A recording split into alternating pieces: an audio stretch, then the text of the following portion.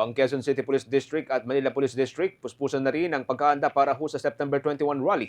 Yung mga nagdaang kilusan o nagdaan na kilos protesta naging general peaceful. May update po dyan si Bombo Bea Peniza. Puspusan na ang ginagawang paghahanda ngayon ng Philippine National Police, partikular na ang mga estasyon ng Quezon City Police District at Manila Police District para sa mga ikakasang demonstrasyon sa mga bahaging ito sa darating na linggo. Si sampulong balitaan kinumpirma ni Quezon City Police District Public Information Office Chief, Police Major Jennifer Ganaban, na sa ngayon ay 250 na pulisya ang ready na for deployment katuwang ang ilan pang standby reserve forces. Ani Ganaban, ito ay batay sa initial na deployment pa lamang sa ngayon at posibleng madagdagan. Depende sa magiging bilang ng mga rallyista na makikilahok sa malawakang protesta na ito. Mula naman sa heightened alert status, nakasalukuyang estado ngayon ng antas ng alerto ng pulisya ay itataas muli ito sa full alert habang papalapit sa mismong araw ng demonstrasyon. Mag-a-attend kasi doon po tayo nagbe-base kung ilan po yung personnel na i-deploy natin. So ayun po, nagkakaroon din po tayo ng rehearsals ng CDM and continuous yung guidance natin sa ating mga personnel to exercise maximum tolerance during the rally. Sir, as of today, meron tayong 250 personnel ready for deployment and meron din po tayong mga standby reserve force and madadagdagan pa po yun depende po sa mga participants during the rally.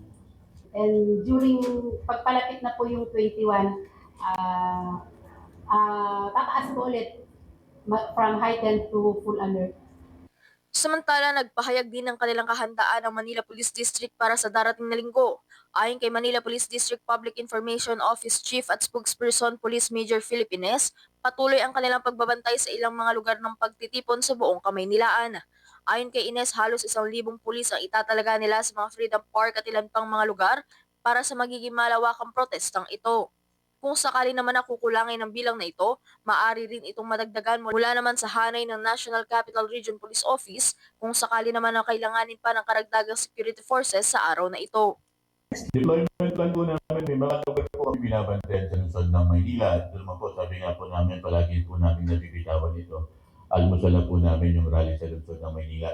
Kung saan po binabantayan po natin dito yung CRB Mediola, US Embassy, may mga iba pa pong lugar doon. At makikita niyo po yung ating deployment. Tuloy-tuloy po ito kung saan po makikita po niyo po yung ating deployment. Pero po kaming more or less 1,000 po yan. At depende po yan kung kailangan pong magdagdag po ng personnel coming from NCRPO. Dadagdagan man po kami.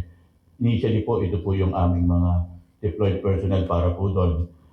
Sa kasalukuyan, wala pa anyang mga natatanggap ng mga permits ang Quezon City Police District at maging ang Manila Police District mula sa mga progresibong grupong nakatakdang magkasa ng rally sa malaking bahagi ng Quezon City at maging ng Maynila.